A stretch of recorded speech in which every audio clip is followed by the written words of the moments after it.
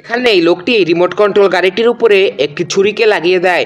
এরপর যখন একটি লোক বাদাম কিনতে আসে তখন তার পলিথিন কেটে সবগুলো বাদাম নিয়ে নেয়।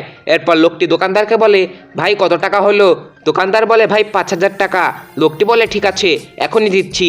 এরপর সে টাকা দিয়ে এখান থেকে চলে যায়। এরপর দোকানের মালিক এসে বলে, এভাবে চলতে থাকলে আমরা তো বড় লোক হয়ে যাব। এরপর লোকটি রাস্তায় গিয়ে দেখতে পারে তার বাদামগুলো তো নেই, মনে করে হয়তো দোকানে পড়েছে। এরপর সে দোকানে এসে দেখতে পারে এই লোকগুলো তো এরকম করে ছেলেটির বাদামগুলোকে চুরি করে নিল। এরপর লোকটি বিষয়টি বুঝতে পারে এবং ছেলেটিকে বলে, তোমার হাতে খালি পলিথিন কেন?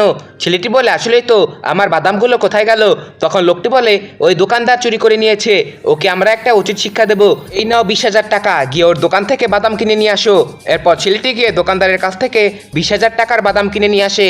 তখন এই লোকটি দোকানে যায় এবং বলে, ভাই আপনি যখন এই গাড়িটি দিয়ে চুরি করছিলেন তখন আমি সব কিছু দেখে নিয়েছি, কিন্তু চুরি করার ধান্দায় আপনি ভুলেই গিয়েছেন যে কাস্টমার আপনাকে আসল টাকা দিচ্ছে নাকি নকল টাকা।